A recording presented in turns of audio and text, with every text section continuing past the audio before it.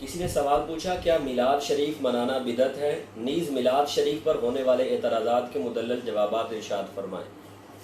تو یاد رکھیے میلاد شریف منانا بدعت اور گمراہی نہیں ہے، بلکہ ہر گھر میں میلاد ہونا چاہیے۔ سرکار دو عالم صلی اللہ علیہ وآلہ وسلم کا ذکر خیر ہر گھر میں ہونا چاہیے، ہر جگہ پر ہونا چاہیے، اس میں کوئی حرج نہیں ہے۔ اب جو منکرین میلاد ہیں ان کی طرف سے جو اعتراضات قائم کیے جاتے ہیں ان میں ایک بڑا اعتراض یہ ہے کہ یہ امور جو اس وقت یعنی مروجہ جشن میلاد ہے، جس میں لائٹنگ کی جاتی ہے، جھنڈے لہرائے جاتے ہیں، گھروں میں محفلوں کا انعقاد ہوتا ہے جس میں نعت خوانی ہوتی ہے اور دیگر امور ہوتے ہیں، تو اس طرح میلاد سرکار دو عالم صلی اللہ علیہ وآلہ وسلم کے دور مبارک میں نہیں منایا گیا۔ اور پھر وہ حدیث رسول صلی اللہ علیہ وسلم کے حوالہ دیتے ہیں کہ آپ سرکار صلی اللہ علیہ وسلم نے فرمایا کل بدعۃ ضلالہ وکل ضلالۃ فی النار، کہ ہر بدعت گمراہی ہے اور ہر گمراہی جہنم میں لے جانے والی ہے۔ یعنی وہ نیا کام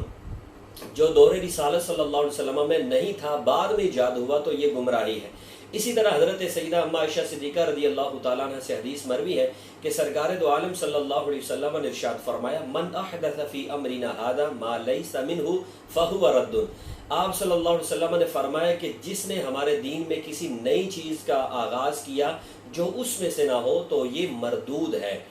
اب یہ ان ایسی احادیث مبارکہ کا حوالہ پیش کیا جاتا ہے اور کہا جاتا ہے کہ اس طرح جو جشن میلاد آج منایا جاتا ہے یہ سرکار دو عالم صلی اللہ علیہ وسلم کے دور مبارک میں اس طرح نہیں منایا جاتا تھا، لہذا یہ بدعت اور گمراہی ہے اور یہ عمل جہنم میں لے جانے والا ہے اور یہ عمل عبث و بیکار ہے، یہ مردود ہے حدیث کی روشنی میں۔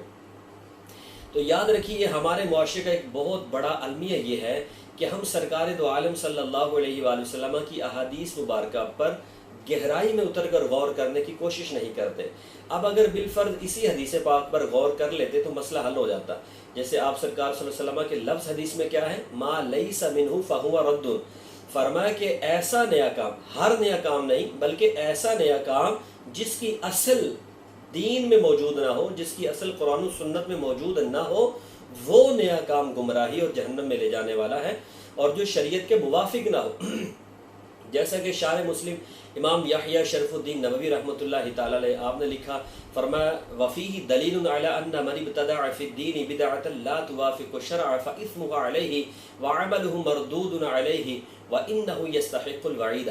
آپ رضی اللہ تعالیٰ عنہ نے ارشاد فرمایا، یعنی اسی حدیث پاک کے تحت آپ رحمۃ اللہ تعالیٰ نے فرمایا کہ اس میں دلیل ہے اس بات پر کہ جس نے دین میں کوئی ایسی نئی چیز کا آغاز کر دیا لا توافق الشرع، جو شرع مطہرہ کے موافق نہ ہو یعنی اس کے مخالف ہو، تو ایسا کام کرنے والے کا جو گناہ ہے وہ اسی کے ذمہ پر ہوگا اور اس کا یہ عمل مردود ہے اور ایسا شخص وعید کا مستحق ہے۔ ایسے ہی شارح بخاری حضرت علامہ بدر الدین عینی رحمۃ اللہ تعالیٰ نے اس کے تحت لکھا، فرماتے ہیں الاحداث فی امر النبی صلی اللہ علیہ وسلم هو اختراع شیء فی دینہ بما لیس منہ مما لا یوجد فی الکتاب والسنہ۔ فرمایا کہ سرکار دو عالم صلی اللہ علیہ وسلم کے دین میں احداث کا مطلب یہ ہے ہوا اختراع شیء فی دینہ ما لیس فیہ، کہ کسی ایسی نئی چیز کا آغاز کر لینا کہ جس کی اصل اس میں موجود نہ ہو، یعنی تفصیل کا ذکر فرمائی مما لا یوجد فی الکتاب والسنہ، یعنی اس کی اصل جو ہے قرآن اور سنت میں موجود نہ ہو، تو ایسا جو عمل ہے یہ بدعت اور گمراہی ہے اور یہ جہنم میں لے جانے والا ہے۔ اب اس پر دو باتیں ہیں کہ آگے آنے والی پوری بحث کا دار و مدار انہی دو باتوں پر ہے، ان کو آپ ذہن نشین کر لیں جو اس حدیث پاک سے ثابت ہوا۔ نمبر 1 لا توافق الشرع، یعنی ایسا نیا کام جو شریعت مطہرہ کے موافق نہ ہو، ایسا نیا کام بدعت ہے۔ اگر وہ موافق ہوگا تو اسے بدعت اور گمراہی نہیں کہا جائے گا۔ ایسے ہی دوسری بات کیا ہے، مما لا یوجد فی الکتاب والسنہ، یعنی اس کی اصل جو ہے قرآن اور سنت میں نہ پائی جاتی ہو۔ اگر اس کی اصل قرآن و سنت میں موجود ہو تو اس کو گمراہی ہرگز نہیں کہا جائے گا۔ تو لہذا اس چیز کو بدعت اور گمراہی قرار دینا کہ جشن میلاد منایا جاتا ہے تو یہ بدعت اور گمراہی ہے، تو ان دو باتوں پر ہم نے غور کرنا ہے، اور اس حوالے سے سرکار دو عالم صلی اللہ علیہ وآلہ وسلم کے صحابہ کرام علیہم رضوان سے ہم گفتگو کا آغاز کرتے ہیں تاکہ آپ کو مسئلہ اچھے طریقے سے ذہن نشین ہو جائے۔ حضرت سیدنا زید بن ثابت رضی اللہ تعالیٰ عنہ فرماتے ہیں کہ حضرت ابوبکر صدیق رضی اللہ تعالیٰ عنہ نے مجھے بلایا اور مجھے بلا کر ارشاد فرمایا کہ میرے پاس حضرت عمر فاروق رضی اللہ تعالیٰ عنہ آئے تھے اور انہوں نے مجھے کہا کہ اے ابو بکر صدیق رضی اللہ تعالیٰ عنہ، جنگ یمامہ میں بہت سارے ایسے صحابہ کرام علیہم رضوان شہید ہو چکے ہیں جو حافظ قرآن تھے، اور اگر یہ سلسلہ یوں ہی چلتا رہا تو کہیں ایسا نہ ہو کہ قرآن پاک کا بہت سارا حصہ ختم ہو کر رہ جائے۔ تو میری رائے یہ ہے کہ آپ جمع قرآن کا حکم دیں کہ ایک جگہ پر پورے قرآن پاک کو لکھ دیا جائے۔ حضرت سیدنا ابو بکر صدیق رضی اللہ تعالیٰ فرماتے ہیں کہ اے زید، میں نے عمر سے یہ کہا کیف تفعل شیئا لم یفعلہ رسول اللہ صلی اللہ علیہ وسلم، کہ اے عمر، آپ وہ کام کیسے کر سکتے ہو کہ جو رسول اللہ صلی اللہ علیہ وسلم نے نہیں کیا؟ اور حضرت عمر فاروق رضی اللہ تعالیٰ عنہ نے ارشاد فرمایا ھذا واللہ خیر، آپ نے فرمایا اگرچہ یہ دور رسالت صلی اللہ علیہ وسلم میں نہیں تھا، لیکن فرمایا اللہ کی قسم اس میں بھلائی ہے اور یہ بہت اچھا کام ہے۔ اور حضرت سیدنا صدیق اکبر رضی اللہ تعالیٰ عنہ فرماتے ہیں فلم یزل یراجعنی حتی شرح اللہ صدری لذالک ورأیت فی ذالک الذی رآ عمر، فرماتے مسلسل حضرت عمر فاروق رضی اللہ تعالیٰ عنہ یہی اصرار کرتے رہے یہاں تک کہ اللہ تعالیٰ نے میرے سینے کو کھول دیا اور میں نے اس حکمت کو دیکھ لیا جسے اللہ تعالیٰ نے حضرت عمر رضی اللہ تعالیٰ عنہ پر ظاہر فرما دیا تھا۔ تو اس سے پتہ چلا کہ حضرت صدیق اکبر رضی اللہ تعالیٰ عنہ نے جو یہ ایک عمل کیا ہے، جمع قرآن کیا ہے، یہ دور رسالت میں نہیں تھا، لیکن چونکہ یہ شریعت مطہرہ کے موافق ہے اور اس کی ضرورت تھی وقت کے تقاضے کے پیش نظر، تو اس کو حضرت صدیق اکبر رضی اللہ تعالیٰ عنہ نے یہ عمل کیا اور کسی صحابی رسول نے اس کی مخالفت نہیں کی، بلکہ حضرت سیدنا حیدر کرار علی المرتضیٰ شیر خدا کرم اللہ تعالی وجہہ الکریم نے تو اس کام کو سراہا، اور آپ نے فرمایا اعظم الناس فی المصاحف اجرا ابو بکر، آپ نے فرمایا کہ جمع قرآن کے معاملے میں جو اللہ تعالیٰ نے حضرت صدیق اکبر رضی اللہ تعالیٰ عنہ کو اجر عطا فرمایا ہے، حضرت صدیق اکبر رضی اللہ تعالیٰ عنہ لوگوں میں اس معاملے میں عظیم تر انسان ہے۔ پھر فرمایا رحمت اللہ علی ابی بکر، فرمایا اللہ کی رحمتیں ہوں ابو بکر صدیق رضی اللہ تعالیٰ عنہ پر، کس وجہ سے؟ آگے فرمایا ہوا اول من جمع کتاب اللہ، اس لیے کہ یہ پہلی وہ ہستی ہیں جنہوں نے کتاب اللہ کو جمع فرمایا۔ اب وہ کام جو دور رسالت صلی اللہ علیہ وسلم میں نہیں ہوا اور صحابہ کرام علیہم رضوان نے کیا اور صحابہ کرام علیہم رضوان نے اس کو سراہا بھی، تو پتہ چلا اس کی وجہ یہ تھی کہ اگرچہ وہ کام نیا تھا لیکن وہ شریعت مطہرہ کے موافق تھا، مخالف نہیں تھا، اور وقت کی ضرورت تھی، وقت کا تقاضا تھا، اس وجہ سے انہوں نے یہ نیا کام کیا۔ تو پتہ چلا ہر نیا کام بدعت اور گمراہی ہو ہی نہیں سکتا۔ اسی طرح دیکھیں حضرت سیدنا عمر فاروق اعظم رضی اللہ تعالیٰ عنہ کے دور مبارک میں نماز تراویح کی جماعت باقاعدہ قائم ہوئی۔ اس سے پہلے دور رسالت میں یہ نہیں تھا۔ حضرت صدیق اکبر رضی اللہ تعالیٰ عنہ کے دور مبارک میں کتنا وہ بہترین دور تھا، لیکن اس دور میں باقاعدہ جماعت کے ساتھ نماز تراویح قائم ہوئی نہیں۔ اور پھر جب حضرت عمر فاروق رضی اللہ تعالیٰ عنہ نے اس کو دیکھا تو آپ نے فرمایا نعمت البدعۃ ھذہ، فرمایا یہ کتنی پیاری بدعت ہے۔ اور آپ کے ان لفظوں پر غور کریں تو اس سے پتہ چلتا ہے کہ ہر بدعت بری ہو ہی نہیں سکتی، یعنی آپ نے فرمایا کتنی پیاری بدعت ہے، یعنی پتہ چلا ہر بدعت گمراہی نہیں، ہر بدعت جہنم میں لے جانے والی نہیں، ہر بدعت مردود نہیں ہو سکتی، صرف وہی بدعت مردود اور جہنم میں لے جانے والی ہے جو شریعت مطہرہ کے مخالف ہو، موافق نہ ہو۔ اسی طرح حضرت سیدنا عبداللہ ابن عمر رضی اللہ تعالیٰ عنہ آپ نے چاش کی نماز کے متعلق فرمایا انہا بدعۃ و نعمت البدعۃ، آپ نے فرمایا یہ بدعت ہے اور کتنی اچھی بدعت ہے۔ آگے آپ نے فرمایا وَإِنَّهَا لِمَنْ أَحْسَنَ مَا أَحْدَثَ النَّاسِ، فرمایا کتنی بہترین اور پیاری بدعت ہے جسے لوگوں نے اپنا لیا ہے۔ یعنی دیکھیں یہ بعد میں یہ امور وقت کے تقاضے کے پیش نظر بعد میں یہ سارے معاملات ہوئے، اور صحابہ کرام علیہم رضوان جنہیں سرکار دو عالم صلی اللہ علیہ وسلم کا خاص فیضان حاصل تھا، پیارے آقا صلی اللہ علیہ وسلم کی خاص نگاہ حاصل تھی، انہوں نے وہ امور کیے اور فرمایا کہ یہ وقت کا تقاضا ہے اور یہ بہترین ہے، وقت کے پیش نظر اس طرح کے امور ہونے چاہیے اور اس میں کوئی حرج نہیں ہے۔ اسی طرح آپ دیکھ لیں کہ حضرت عمر فاروق رضی اللہ تعالیٰ عنہ کے دور مبارک میں، اس سے پہلے جو دور تھا حضرت ابو بکر صدیق کا یا سرکار دو عالم صلی اللہ علیہ وسلم کا دور مبارک تھا، اس میں خواتین مسجد میں آ کر باجماعت نماز ادا کیا کرتے تھے، لیکن حضرت عمر فاروق رضی اللہ تعالیٰ عنہ کے زمانہ مبارک میں خواتین کو روک دیا گیا۔ اب خواتین نے جب عرض کی سیدہ اما عائشہ صدیقہ رضی اللہ تعالیٰ عنہ کی بارگاہ میں، تو انہوں نے فرمایا، اور مسلم شریف میں آپ کے الفاظ موجود ہیں، آپ نے فرمایا لو رأى النبی صلی اللہ علیہ وسلم ما احدث النساء لمنعهن النساء كما منعت نساء بنی اسرائیل. آپ نے فرمایا کہ اگر نبی پاک صلی اللہ علیہ وآلہ وسلم اس چیز کو دیکھ لیتے، اس انداز کو دیکھ لیتے جو آج خواتین نے اپنا لیا ہے، تو رسول پاک صلی اللہ علیہ وسلم بھی خواتین کو اس کام سے منع فرما دیتے جس طرح کے بنی اسرائیل کی خواتین کو منع کر دیا گیا. یعنی دور رسالت صلی اللہ علیہ وسلم میں وہ چیز نہیں تھی، شرم و حیا بہت زیادہ تھی، پردہ بہت زیادہ تھا، عورتوں کے میں بناؤ سنگار اس طرح نہیں تھا جس طرح بعد میں یہ چیز پیدا ہو گئی. تو اب وقت بدلنے کے ساتھ ساتھ ایک نئی چیز ظاہر ہوئی، تو اب جو ہے وہ اس پر جو ہے اس کا حکم بھی بدل گیا کہ سرکار دو عالم صلی اللہ علیہ وآلہ وسلم کے دور میں عمل ہوتا رہا، اور حضرت ام عائشہ صدیقہ رضی اللہ تعالیٰ عنہ آپ نے منع فرمایا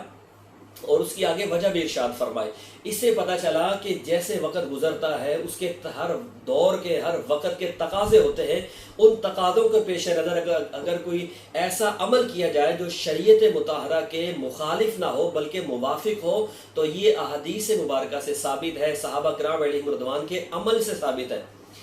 اور اس میں ایک بڑا خوبصورت علمی نکتہ ہے کہ معترضین جو اعتراض کرنے والے ہیں میلاد منانے پر، تو میلاد منانے سے جو روک رہے ہیں اس پر سرکار دو عالم صلی اللہ علیہ وسلم تک کوئی فرمان موجود ہی نہیں ہے کہ آپ نے فرمایا ہو کہ میلاد نہ منانا، ایسا کوئی لفظ حضور کا موجود ہی نہیں ہے.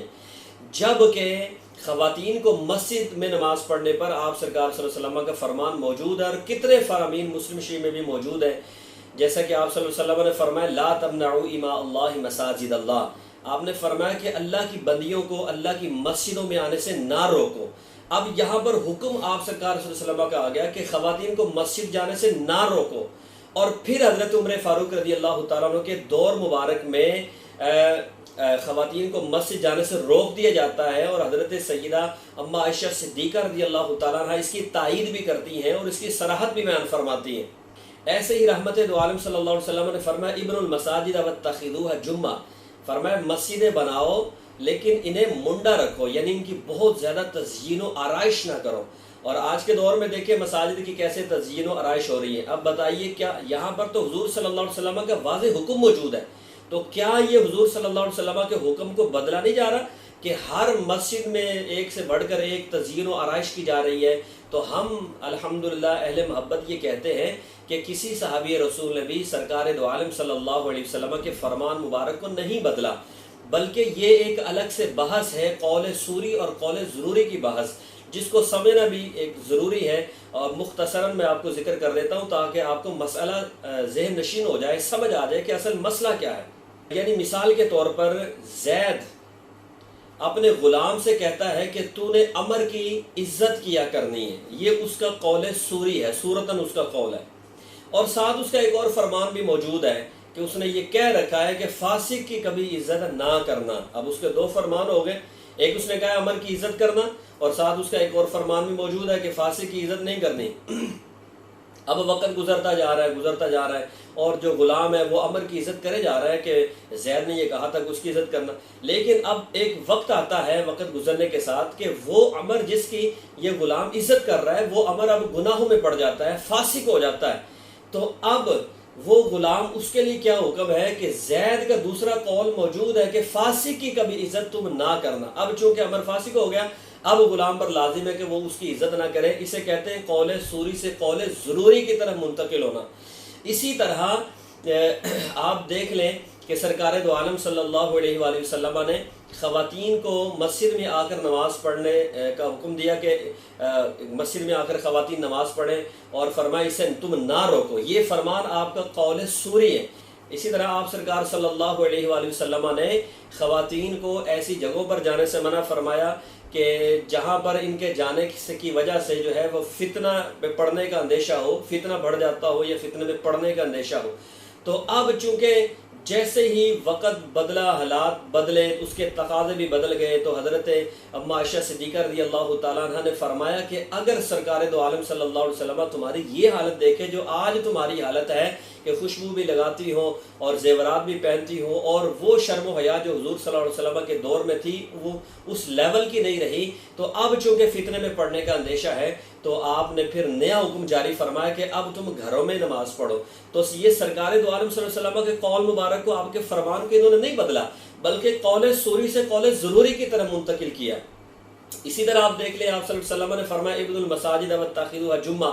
کہ مسجدیں بناؤ اور انہیں منڈا رکھو، یعنی تزیین و آرائش نہ کرو۔ لیکن آج ہر مسجد میں تزیین و آرائش ایک سے بڑھ کر ایک ہو رہی ہے۔ تو کیا یہ سرکار دو عالم صلی اللہ علیہ وسلم کے فرمان کو بدلا جا رہا ہے؟ نہیں بدلا جا رہا، بلکہ آپ صلی اللہ علیہ وسلم کے قول سوری سے قول ضروری کی طرف اسے منتقل کیا جا رہا ہے، کہ آپ سرکار صلی اللہ علیہ وسلم کا دوسرا فرمان بھی موجود ہے کہ آپ نے فرمایا ما رآہ المسلمون حسنا فہو عند اللہ حسن، کہ جس چیز کو مسلمان اچھا سمجھ لیں، اچھا جان لیں کہ یہ کام بڑا اچھا ہے، تو فرمایا کہ وہ اللہ کی بارگاہ میں بھی اچھا ہی ہوتا ہے۔ تو اس لیے وقت جیسے وقت گزرتا جا رہا ہے تو اب لوگوں کے دل میں یہ بات بیٹھ گئی کہ میرے گھر سے زیادہ مسجد زیادہ پیاری ہونی چاہیے، اللہ کا گھر زیادہ پیارا ہونا چاہیے، اور لوگوں کا شوق بڑھ گیا ہے اور لوگوں نے اس کو ایک اچھا سمجھ لیا کہ یہ بہت اچھا عمل ہے۔ تو اب لوگوں نے وہ عمل شروع کر دیا، تو یہ سرکار دو عالم صلی اللہ علیہ وسلم کے حکم کی صریح مخالفت نہیں ہوگی۔ اب دیکھیے جہاں پر آپ سرکار صلی اللہ علیہ وسلم نے منع فرمایا اور بعد میں اس پر عمل ہو رہا ہے، یا آپ صلی اللہ علیہ وسلم نے حکم دیا بعد میں اس سے منع کیا جا رہا ہے، تو اس بات کو ہمیں سمجھنا چاہیے کہ میلاد شریف سے تو حضور نے روکا ہی نہیں ہے، کوئی آپ کا فرمان موجود ہی نہیں ہے، تو پھر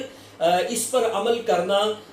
وقت کے تقاضے کے پیش نظر کس طرح غلط ہو سکتا ہے، اور کس طرح یہ دلیل پکڑی جا سکتی ہے کہ سرکار دو عالم صلی اللہ علیہ وسلم کے دور مبارک میں یہ نہیں تھا۔ تو چونکہ آج کا جو دور ہے بڑا ہی پرفتن دور ہے، بہت پرفتن دور ہے، کہ فتنے بڑھتے جا رہے ہیں، جیسے قادیانیت کا فتنہ ہے، دیگر فتنے بڑھتے جا رہے ہیں، تو اب یہ ضروری ہے وقت کے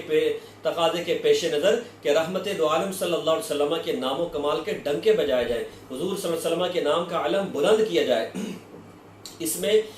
میں کوئی حرج نہیں ہے، بلکہ یہ اب کرنا، میں سمجھتا ہوں کہ یہ مسلمانوں کے لیے کرنا یہ ضروری ہو گیا ہے، تاکہ ایسے لوگ جو اسلام کے خلاف پروپیگنڈے کر رہے ہیں، اسلام کے خلاف جو ہے وہ اٹھ رہے ہیں، ان کو پتہ چلے کہ الحمدللہ مسلمان اپنے نبی صلی اللہ علیہ وسلم کے نام و کمال کے ڈنکے بجاتا ہے، اور حضور صلی اللہ علیہ وسلم کے نام پر اپنے جان کو بھی قربان کرنے کے لیے تیار ہے۔ اللہ تعالی ہمیں عمل کی سمجھنے کی توفیق نصیب فرمائے۔